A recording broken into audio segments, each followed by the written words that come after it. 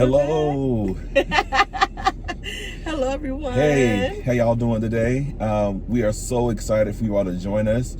My name is Raymond Sharp, and this is my lovely wife, Tanesha Sharp. and we're here to jump in. We are so excited about today's topic. Yes. It's something that's near and dear to our heart, something that we talk about a lot, something that we personally have experience with and overcome, and we want to talk about making sure that you're ready to get into a relationship.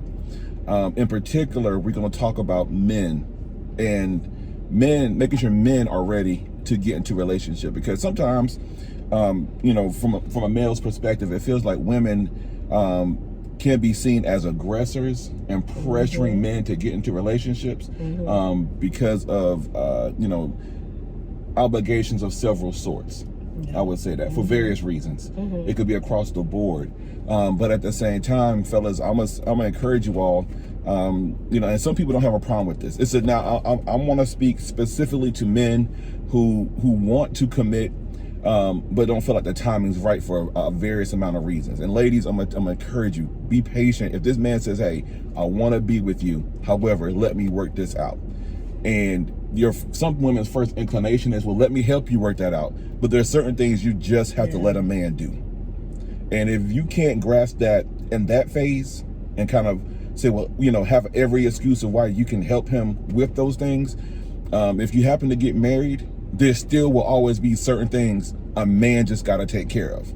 And if you constantly step in and step on his toes, you'll put your husband in a position of disadvantage. We want to talk about some of those things. Yes, absolutely. And I feel like, a lot of men are starting to feel, who are not married, they're kind of like feeling the pressure and the forcefulness of some of the women who are wanting them to get it together. And, it's like, why don't you have it together? Why, but some men are building businesses. Some men are really trying to do great things. And they feel like, if I take on, am I wrong? No. If I take on you and make you my wife, like, I have way more, it's heavier for me. Yeah.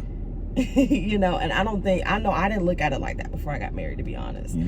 I didn't look at the weight that you would have to carry as a husband. I didn't know that. I didn't know the pressure, the responsibility. Okay, let me say, it, but you don't understand the weight. Okay. And so, all we see is just, wanting to be married, and you're a good guy, and I'm a good woman. Why not now? And I feel like sometimes you have to allow a man to really grow into his own, so he can be completely ready to give you, and provide and do, and be that husband that you really need. Because I think even with me, I was still searching for, my identity, who I was and stuff like that. And, you kind of were a little bit more established. So this is kind of reverse. But some women too don't know, what they're supposed to do and how they're supposed to, just really finding themselves. And sometimes that's kind of challenging in a marriage. If you don't figure all this stuff out before you get married, it's challenging. Would you agree? Yeah, it could be very frustrating, because it's in a sense, it's like unbalanced expectations, especially when I put myself in a position where I say, "Hey, let me work on this," and you say, "Well, no, I got you. We're gonna do X, Y, Z, X, Y, Z, X, Y, Z." And with my stuff, it's like, I'm opening up front and saying, "Hey, I don't have this figured out. I need to work on this area of my life. I want to be in a better place financially. I need to be in a better place emotionally." And right now, a lot of emphasis is being placed on mental health. There's a lot of people who've been through traumatic stuff that they just not ready. But, everything about them seems ready. But if they're not ready emotionally, that can be an issue, a big issue. And then, let's say, for example, a man marries a woman, and it's a lot of the stuff should come out in the process of dating, but I don't think people ask the right questions. I don't think they look with the proper perspective. I don't think a lot of people understand what it really takes to have a successful marriage, so none of this stuff comes up. And you have acknowledged, this is from a man's perspective, I have these issues and challenges, this is what I need to work on. And you say, "Oh no, babe, I got you, let's do this." And then I discover, not me, but some men discover that, hold on, you have even more challenges than I had. Well, why didn't you have foresight to work on you? why did you push me and prod me and like we need to be together? I'm tired of waiting. I'm getting older. I want to have kids. I'm not no spring chick. Why won't you commit to me on that level? You don't want all this extra stuff. And then it's like, boom, but hold on. Let's look at you. Yeah. What's going on? And that in a sense, that's where a lot of frustration comes in with a lot of men when they're telling their homeboys, hey man, slow down. Hey, I wish you would have waited and some women like, nah, y'all just not trying to commit. It's not that. A lot of men want to commit, but when we understand what we're committing to, and if somebody's really serious about a commitment, it's kind of like there's certain jobs, even from my past, I love those jobs. And there's certain things in particular I would not go back to because I cannot commit on that level. So I'm not going to commit to that job. And if I understand my responsibility as a husband, as a father, as a provider, being, emotionally, everything that's really needed to be a successful husband, why would I put you at a position of disadvantage saying, okay, we got married, but our marriage sucks because I'm not a good husband? Not that I can't be a good husband, but I have all this stuff I refused to work on, or I didn't work on, or in some cases, I, put on the back burner just to make you happy. And now you were complaining, he don't do this, he don't open up to me, he don't talk. Not you, but I know what you mean. Yeah. As an example. and all these other things are now issues only because you wouldn't give me 6 months to a year to really focus on me. And I'm gonna tell you this, and I had to get Tanesha to understand this. I mean, we talking from experience. From experience. So this is like, this is where we messed up at some point. At one point in time. We messed up. I told her, like, look, I need time. And there's not time because I want to be out here and do my thing. I was really trying to get an understanding of me. I have been through a lot. I've seen a lot. And I just needed to recalibrate. I loved her. I wanted to be with her. But it's like, okay, man, I met her. Hold on. Am I good? No, I'm not. We have fun. I enjoy you. I'm trying to be with you. Let's put a pin in this. Yeah. And she felt, and correct me if I'm wrong, that I felt. Why don't you want me? Everything's good, but it's good for you. Yeah. This is what you want. But it's like, okay, we're going to be good. Just give me some time. Yeah. And what some women don't understand is if you have somebody that's going to really commit to you, you're another responsibility that you're adding on. And some women say, well, I'm not a burden. But it's not that you're a burden, but my focus on you is going to take away from the time that I need right now to improve myself. It's going to slow everything else down. It's going to slow everything down. Yeah. Let me overcome this now so it won't be an issue for you. Yeah. Nor us. Yeah. Because if I'm off, you're going to have an attitude or not, be as receptive to me as like, yeah, you was like this when we was dating. And some of that you was like this when we was dating. In some cases is now that I have this responsibility, I feel the weight and pressure because I have so many other things that not only do I have to step up to the plate on this, I have other resolved things that I haven't had the time to resolve while we was dating or working things out. And I really feel like, even with dating, I don't think a lot of people should date until they're whole. Yeah. And a part of that is being lonely. Yeah. We really have to overcome like loneliness and be okay with just being with us. And some of my challenges was, I purposely stayed busy so I didn't have to think about all of my issues. And then when I was forced to deal with it, I really had to deal with everything because of all the other stuff that was like the responsibility that was coming. And I'm glad I took that time. Yeah, you did. And I'm grateful for it. It was it's kind of like I didn't want to let it go. I didn't want to let him go, but I wasn't letting you go. In a sense, I mean, you weren't gone, but it was a much needed time for him to grow.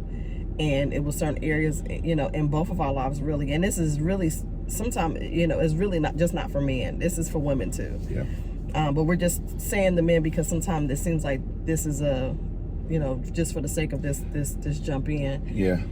But men, I encourage you to get mentorship. I encourage you to do those things. Don't wait until you meet this woman, or then feel the challenge to, begin to make sure you're doing those things. Am I wrong? No, you good. Correct me if I'm wrong, but just really, do what you can because, some delays don't have to be a delay either. Sometimes we just we got time, I got time, I'm not in a rush. It is not necessarily saying that you need to be in a rush. It's just when that woman comes, some women, if it's really the time and you really have had time to get it together and you didn't take advantage or you didn't maximize that time, you may miss out on a opportunity to be with someone amazing. Yeah.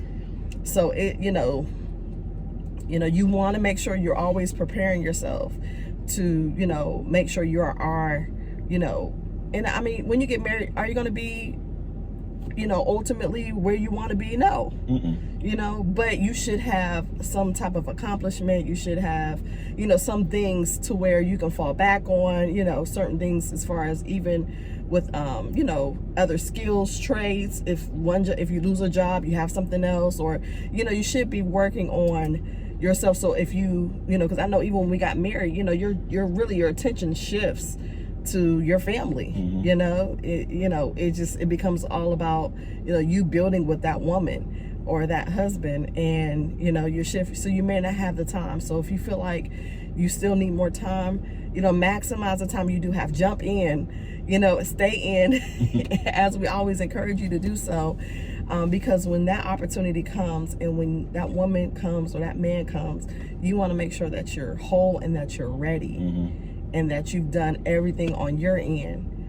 Because I can honestly say I didn't do everything on my end. And if I can go back, I would have focused more on perfecting. I don't want to say perfecting, but just really working on me more. I thought I was good until I got married, and then it exposed so many shortcomings and so many issues that I didn't know I had. And that's what marriage does. And so that's what we all say. Marriage is for grown folks. This is not a game. It's nothing to play with. I will also say, now on the other side of things, there are situations where there are some men. So we talking about men in particular. We talk about the fellas. There are some men who just playing around. You got to know the difference between, hey, I need more time, and hey, I'm playing around. And it's like, you got to ask the very hard questions. Don't be afraid to ask the difficult questions. And if they don't have an answer for you, don't play with them. It's a game. It's a game right now. Don't let nobody play the game. But if somebody comes to you and say, hey, look, lay everything out. And that's one thing. This is one thing that I'm glad that our relationship was built on. Is not the truth you can handle. I'm gonna tell you the truth. I'm gonna tell you where I am. I'm gonna tell you what's going on with me, and I'm gonna tell you, this is what I overcome. This is what I'm struggling with. This is what I need help with. This is where I see myself. We need to wait for it. Even still now, there's certain things that we have goals, and we have been very fortunate in our marriage. I believe we have a very good marriage, very strong marriage, but we still have goals. We have stuff that we haven't accomplished yet that we like, man, we got to knock that down. And as you accomplish, and there's things that we have accomplished, but as we're progressive, it's like, man, we got to get to this point right here. We got to get to that, and it's things with our kids, it's things with us personally, it's stuff, we have our financial goals that we have. All that stuff continues to grow and compound, and we have to really make sure that we put ourselves in a position where we say, you know what, I need a period of time to work on this. And if you don't understand the importance of giving your significant other, your spouse, time to work on them, even within a marriage, or work on a project, or work on something, if it's always about what you want, that's very, very dangerous. It's selfish. It is. And I always say that one of the worst things a selfish person can do is get married. And have kids. Because there's periods of time, like I remember when I was working on my master's degree, I had to take time, I had to duck away time away from my family to make sure I was focused and getting that done. When we were working on our books, there was times where I really wanted to spend time with her, but she's like, hey babe, I'm working on my book. And I'm like, how much time you need? She said, give me about 2 weeks, I should have it finished. Man, that 2 weeks turned to 3 months. And it's not a bad thing. But I had to understand, this is something that's very important to her. It's not saying that I'm not important, but right now, this is what she needs. And I had to be cool with that.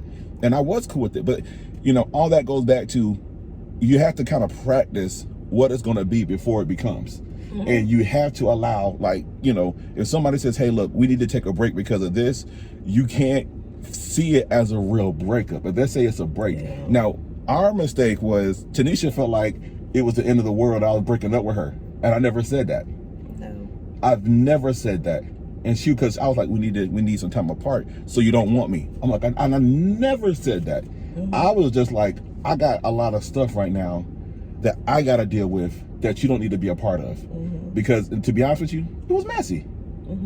You know, I had a lot of stuff emotionally I had to deal with that I didn't need to drag her through and say, well, we got through it together. But it's like, what damage did I cause to her? Yeah. I needed to isolate that, and I deal with this, because to me, it was a lot of it was stuff she couldn't help me with. I just had to deal with it and get over it and keep moving. Absolutely, absolutely. And it was such a blessing once we did get back together and we got married, and it's been great. But sometimes we drag that stuff into a marriage. You don't think, you may not think it's going to affect your marriage, but you can go through so many unnecessary trials and situations for no reason. Yeah. You don't have to go through that. And it's like, you don't want to go through it in a marriage, because it's different when you're married, because you got to be around that person. You got to, you can't avoid it. You can't avoid that person. You still have to just, it's just something I did not know, and something I didn't understand until I got married. And that's even why I even wrote the book, because it was just certain things that I kind of wish I would have known before I got married. And by the grace of God, we have such a great marriage because of your patience and the perspective that we were able to have to be able to understand where each other, where we were, and how to help each other get to where we needed to be. Yeah. So we're still not there yet.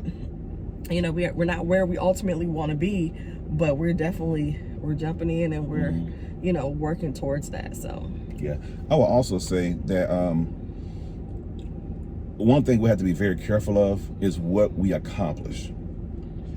And it's not the accomplishment, it's at times the cost of the accomplishment. At what cost are you getting the things that you want? And if it's causing like suffering, or if it will cost, it's like, you got what you want, but at what cost? Yeah, what did it cost you? What did it cost you? And every cost is not worth it. Yeah. So, fellas, I will say this, and this is the last thing, and we're gonna get ready to wrap this up. For me, is even with marriage, settling down, there is, and just speaking from a male's perspective, I was disappointed a lot in my previous relationships, and some of that disappointment was because of my expectations. I expected more of the women I was dating than I should have, because I was asking the wrong questions. I had a completely incorrect perspective. And I would say, I love marriage. Marriage is good. There's nothing wrong with marriage. I just think that, at times it's why people are getting married. And we really have to take a step back and focus on the truth of who we are, not who we want people to believe we are. The truth of who we are, and the truth of what we really need in our relationships. And I think if you can nail that down, it'll be easier for you to commit. But be honest and upfront about who you are, where you are, what your goals are, what your concerns about, or even while you're dating. If you see some stuff you don't like, don't stay in it just because she's cute. Man, get rid of her. I'm sorry. Until she matures, she will never be what you need. Yeah. I don't care how cute she is. Ladies, the same thing. I don't care, what he can do and what he has and all this stuff. He will never ultimately be what you need if he doesn't mature. And that's across the board. Yeah, and one last thing I want to say is that even in that, when you were saying, oh Lord, what was it again? I just lost it just that fast. So recap what you were saying. I don't want to interrupt. Be honest. Yeah. Be who you are. Oh, examine yourself. Yes. Slow down. Slow down. That's what it was. Slow down. Take a moment to really examine yourself, because I think sometimes we just go. We go from jumping in and out one relationship, and we just keep going. But taking moments of self-examination to see where you are, because you were just saying, being honest about where you are. Well, we're not even. You have to first examine yourself to even know where you are. Yeah. And to know what you need to work on. So that's definitely one of the first steps to do, so you can be honest. And sometimes where you are is not cute. It's kind of ugly sometimes, but there's hope. There's always, you can always improve yourself. You can always jump in. Yeah. and work on yourself and be better. So that's why we're here, to encourage you to jump in, stay in, be the best version of yourself, be real, just be authentic, and just, you know, just be the best you. I mean, that's what it's all about, you know, for your loved ones, not even just significant others, but for your family, being the best you for everybody, so everybody will enjoy being around you. That's it. Well, that's all I have. Yeah, me too, babe. And until next time, we want you to what? Jump in. All right, you guys have a wonderful evening. Bye. Y'all take care.